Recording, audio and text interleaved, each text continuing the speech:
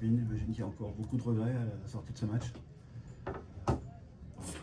Encore une défaite de peu et qui aurait pu basculer de votre côté. Ouais, c'est vrai que on pouvait prendre ce match. Après, on a manqué de maturité, peut-être d'expérience, parce qu'en vrai, on est une équipe assez jeune. Ça se joue à la fin. Enfin, il y a plein de détails pendant le match, mais le vrai du vrai, c'est à la fin. On perd des ballons, on sacrifie quelques possessions, même en défense, on n'est pas au top. Donc oui, il y a des regrets forcément, surtout quand on voit les autres résultats. On aurait pu aussi le prendre. C'était un peu un match charnière bascule peut-être pour remonter plus haut. Là, il y a quand même maintenant charnière à 3 victoires d'avance et par rapport aux 7 premières, il y a 3 victoires d'avance. Donc il y a peut-être 4 équipes maintenant pour jouer la 8e place. Ça va être compliqué de revenir peut-être à l'une des 7 premières. Ouais, en vrai, c'est vrai que c'est compliqué. On s'est pas mis dans une position facile. Maintenant, on va assumer nos erreurs, entre guillemets, et on va essayer de rattraper ces points tout doucement. Voilà, moi, je connais ça. Ça se joue jusqu'à la dernière journée, donc en vrai, je suis pas inquiète. Mais Puis 8e, des fois, ça peut être sympa aussi. ça peut être sympa, voilà. Et jouer en haut et tout, c'est possible. Mais la bascule se fait aussi dans le 3e quart-temps, où vous êtes à plus 5 à 1 minute de la fin du quart-temps, et 3 minutes après, vous avez pris un 13-0 et vous rebasculez à 7-8 points. Toujours ces petites séries qui font que derrière, il faut recourir, alors que vous avez raté le coche. Peut-être sur certains ballons, comme il y a un lay-up facile de Lainoa qui rate. Et ça peut faire encore plus douter l'adversaire. Ouais, c'est vrai qu'au 3e quart-temps, on était un peu devant à la fin. Et après, ils ont marqué quelques paniers. C'est ça qui a fait basculer le match. Il y a aussi les fautes qui ont pesé sur toi, notamment, qui aussi. changent aussi peut-être le visage de l'équipe parce que tu étais impactante à l'intérieur. Et du coup, ça va t'en parler. Mais autrement, mercredi se profile un match. Ils vont être importants, mais celui-là, il est très important contre Angers. Ouais, ça va être important de le prendre. En plus, il est à la maison, donc on va tout faire pour le prendre. Et comme j'ai dit, maintenant qu'on s'est mis un peu dans la mouise, on va tout faire pour gagner les matchs, pour remonter. Tu parlais de maturité, d'expérience, on en avait parlé avec Yoann. C'est ça qui vous manque en fait un peu dans cette équipe, parce qu'on sent qu'il y a quand même du potentiel. Mais c'est sur des petites erreurs, des petites choses. Ouais, c'est sûrement ça qui nous manque. Après, on est une équipe jeune, mais moi j'ai déjà fait 2 saisons. Enfin, on n'est pas pro d'une année, donc en soi, c'est peut-être des choses qu'on doit essayer d'avoir un peu plus vite. On va essayer de travailler sur ça. C'est moins d'erreurs à commettre à la limite. Ouais, surtout en fin de match, sur les matchs comme ça. C'est rageant à chaque fois, vous êtes toujours dans tous les matchs, et il ne manque pas grand-chose pour ce bascule. Oui, Le bilan pourrait être inversé quelque part, sans parler au début de saison. Oui, non, après c'est jamais agréable de perdre, donc même quand on perd de 30 points ou de 5 points, c'est la même chose. Et ouais, on joue pour gagner, quoi. Ok, merci Jason. Des regrets, mais aussi de la colère. Bien sûr, parce qu'on passe notre temps à donner les matchs. C'est notre spécialité, on donne les matchs aux adversaires. Là aujourd'hui, même si on n'est pas longtemps, devant, mais en fait on n'est pas longtemps devant parce que on passe notre temps à faire des cadeaux aux adversaires, quoi. On manque de maturité, c'est incroyable. Et c'est pas la première fois. Roche-Vendée c'était pareil, Basketland c'était pareil. Là c'est là encore une fois. Et c'est hyper frustrant parce que on a des joueuses qui s'entraînent très bien, qui travaillent dur, qui ont envie d'y arriver, qui sont sympas, tout ça. Mais il faut qu'on soit tueur maintenant. Et ça commence à bien faire en fait. D'être dans les matchs à chaque fois et puis de ne pas aller le chercher parce qu'on fait des conneries, parce qu'on rend la balle sur des ballons perdus complètement qui n'ont aucun sens en fait. On donne la balle aux adversaires, des choses comme ça, des éléments stratégiques défensifs où il y a des priorités et puis nous on va à l'opposé. En fait il y a des priorités. Ouais, c'est lourd. Ça se répète en fait, c'est ça qui est un peu pénible. Je suis en colère parce que mon groupe il mérite pas de perdre autant de matchs de peu comme ça. Mais à la fin il mérite parce que on est immature et qu'on fait pas ce qu'il faut pour gagner les matchs. Et ce qu'il faut pour gagner les matchs, soit tu as un effectif avec énormément de talent et quoi que tu fasses de toute façon tu vas te mettre en position de gagner les matchs et tu vas gagner les matchs, soit tu as un effectif où effectivement les pourcentages au tir ils sont pas ouf, les stats de certaines joueuses sont pas ouf et on doit appliquer une stratégie et on doit jouer dur et on doit avoir de la maturité dans des petits détails comme les ballons perdus, comme les espaces de jeu, comme les lectures, comme les scootings, comme la connaissance des adversaires, toutes les choses qu'on peut maîtriser en réalité et que là on ne maîtrise pas. Et je suis désolé, on n'a pas la marge. On n'a pas la marge. À un moment donné, il faut le voir et pour gagner les matchs, c'est possible puisqu'on se met en position de les gagner. On n'est jamais loin, mais il faut faire ce genre de petits détails-là. Il faut en tenir compte et parce que c'est ça qui fait gagner les matchs, qui nous ferait gagner les matchs. Et c'est hyper frustrant parce qu'on le montre à la vidéo, on l'explique, on le dit et qu'à un moment donné, il va falloir le faire. Parce que sinon, on va se retrouver systématiquement toute la saison avec, on n'est pas loin. Voilà, on est l'équipe qui est pas loin. Mais c'est nul d'être l'équipe qui est pas loin. T'en veux à tes joueuses un peu Non, j'en veux pas à mes joueuses. Oui, j'en veux pas à mes joueuses parce que... non, j'en veux pas à mes joueuses. C'est juste un constat. C'est un constat, c'est mon constat. Je dis pas que j'ai raison sur la totalité. C'est ma façon de percevoir les choses. En fait, et je le dis souvent parce que je le pense réellement, on a un super groupe. Ça bosse très bien, elles s'entendent très bien, on prépare plutôt bien les matchs, ça bosse, il n'y a rien à dire. Mais à un moment donné, il faut activer ce côté tueur, ce côté on va faire le petit surplus, le petit détail, les petits détails, on va prêter attention aux petits détails qui font qu'on gagne les matchs. Et j'en veux pas à mes joueurs, c'est pas ça. C'est juste que je leur partage un ressenti. Notamment le petit détail, c'est Ainoa qui rate un lay-up facile fin de troisième quart-temps où tu peux faire à plus de 5 et derrière tu rebascules, tu as encore pris une petite série, tu es à 13-0 et ça t'oblige à recourir après le score. Ouais, mais ça c'est un détail parmi beaucoup de détails. Mais il y en a beaucoup des détails comme ça. Tu as aussi, ça a été impacté physiquement, comme tu le pensais, notamment dans la raquette et vous n'avez pas su stopper Thomas. Et après que Thomas mette des points, ça de toute façon il mettra des points. Le problème c'est que là sur ces 24 points, il y en a 6 ou 8 qu'on ne devrait pas prendre parce que on ne respecte pas ce qu'on avait dit qu'on devait faire. Et quand on l'a fait, on l'a embêté. Il y a des situations, elle a été embêtée plus que sur certains autres matchs, quoi. Elle est tellement dominante en ce moment que tu es obligé d'envoyer 2 joueuses à chaque fois parce que c'est compliqué de la tenir en 1 contre 1, quoi. Mais ça fait partie de la maturité, de la reconnaissance des situations sur le terrain et de connaître les priorités dans le scouting et de les appliquer. On l'a fait par séquence. Et pour gagner, nous, comme on n'a pas une marge incroyable, et ça, c'est pas grave, mais c'est comme ça, on doit les appliquer tout le temps, ces détails-là. Et puis j'explique le point des fautes fait que bien sûr. Je serai aussi. Donc, bien sûr.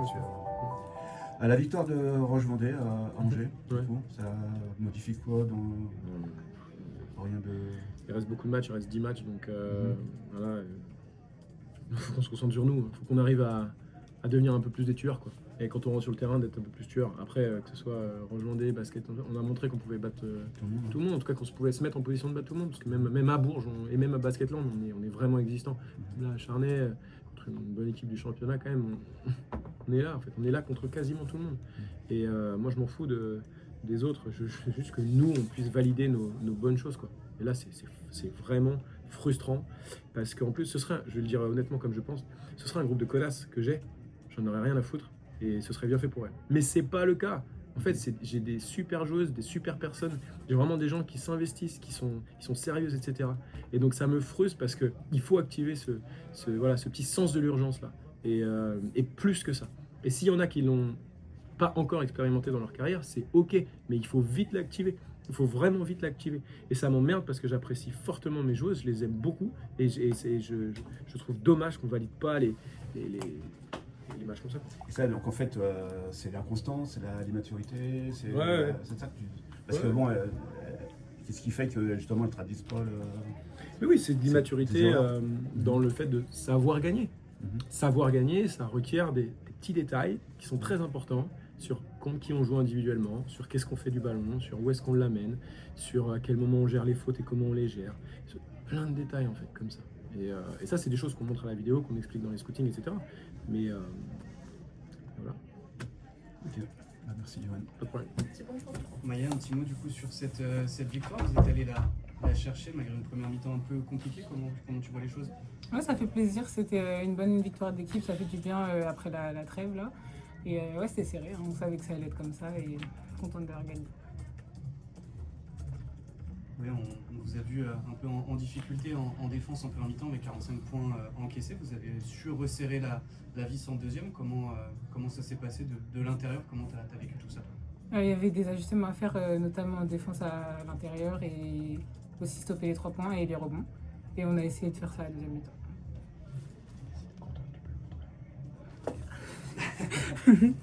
Ouais, qu'est-ce qui, il fallait des mots du coach, peut-être des mots entre vous aussi à la mi-temps pour resserrer tout ça. Comment ça s'est passé? Ouais, Stéphane l'a communiqué, après on a aussi communiqué entre nous et on s'est mis d'accord. On sait que la première mi-temps c'est pas nous et qu'on est capable de faire mieux, donc on a rattrapé.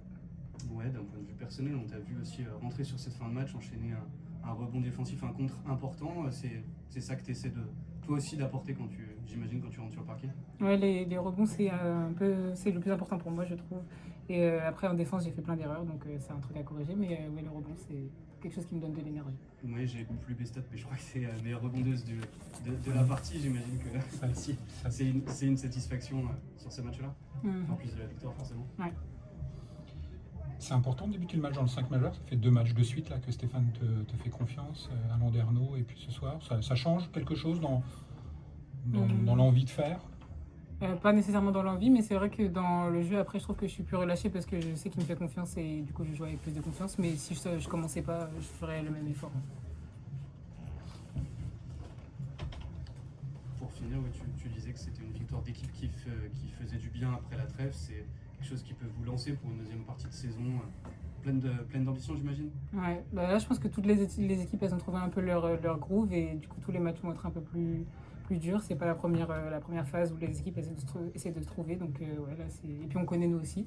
Donc tous les matchs risquent d'être un peu serrés, mais on va travailler, on va y aller. Super, parfait, merci. Merci. Bon, je vais commencer un peu avec le même genre de questions, forcément sur cette défense, ce différentiel de points encaissés entre la première et la deuxième. Qu'est-ce qui, selon vous, s'est passé ou a fallu ajuster pour gagner ce match?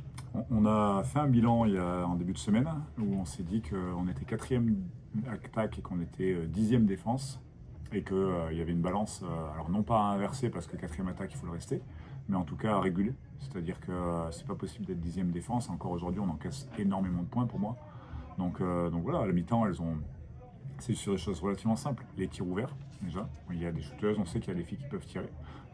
Moi Scalia, quand on passe en indiv, en structurel, en overplay et qu'elle arrive à marquer 3 tirs, en fait, c'est des choses qui ne sont pas acceptables. Donc l'idée, c'était de rehausser un petit peu l'exigence par rapport à ça. Ensuite, bah ouais, c'est principalement ça. Et à la mi-temps, en fait, il fallait prendre conscience qu'il fallait un tout petit peu, quand on fait un bilan, quand on sort des chiffres, l'idée, c'est de réguler. Et pour ça, il faut en prendre conscience. Et que pour moi, sur la première mi-temps, elles n'avaient pas pris conscience de ça. Donc je leur ai demandé d'avoir un petit peu d'ego là-dessus et qu'il fallait arrêter à un moment donné. 45 points encaissés en première mi-temps. Alors je pense que Johan aura le même discours. C'est énorme, 45 points encaissés. Et donc on ne peut pas se permettre. On peut gagner un match en encaissant 45 points à la mi-temps, c'est bien. Je suis très content. Ouais, pour finir sur cette défense, cette deuxième mi-temps a aussi peut-être prouvé à votre groupe qu'il était capable de défendre et d'être mieux que 10e défense. Ça va être là-dessus maintenant qu'il va falloir un petit peu bosser et insister pour cette deuxième partie de saison. C'est ça. Je pense qu'il faut vraiment qu'on arrive à comprendre qu'on a les gens pour faire le boulot. Je pense qu'on a des joueuses qui sont encore en formation et le fait de s'entraîner va nous aider beaucoup. Voilà. Aujourd'hui, le fait de s'entraîner pendant une semaine nous a permis de ramener un petit peu des outils, non pas que sur la défense individuelle, mais sur d'autres défenses. Donc on a plus de cartes, on va dire, à jouer. À chaque fois qu'on a eu un break, en fait, on a réussi à ajouter des cartes, mais le problème, c'est qu'en s'entraînant très peu, on ne peut pas entretenir ce genre de choses. Et avec des jeunes joueuses, le problème, c'est qu'on s'aime, mais à un moment donné, il faut pouvoir arroser pour ça. Et quand on joue tout le temps, c'est compliqué. Voilà.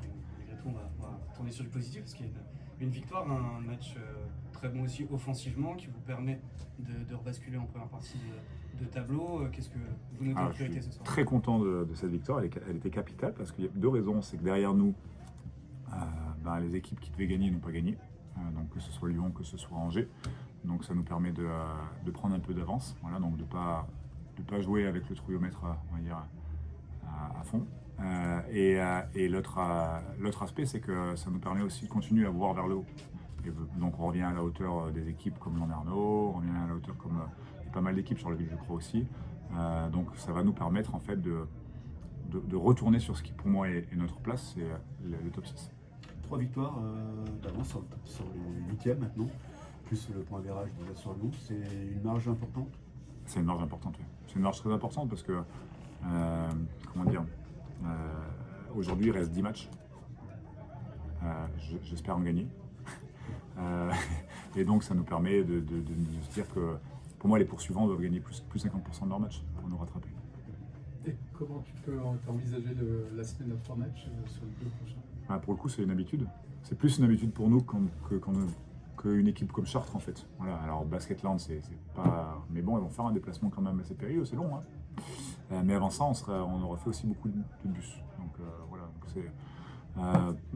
Donc, on va essayer de continuer de pianoter comme on fait en attendant de pouvoir régénérer, parce qu'en plus là il nous manque une joueuse, hein. Donc j'ai beaucoup de joueuses à 30 minutes aujourd'hui, donc il va falloir régénérer demain et puis être prêt à s'entraîner pour prendre le but derrière. Je voudrais juste revenir sur la défense. 45 points, en fait, en effet, c'est énorme. Mais il y en avait que 16 à la fin des 10 premières minutes. Comment t'expliques qu'on double quasiment, parce qu'on encaisse 29 points sur le deuxième quart-temps? Adresse, rebond. Elles ont été très à droite sur la deuxième, très à droite. Et elles ont été très dominantes au rebond, 12 points encaissés sur rebond. Merci à vous. Merci.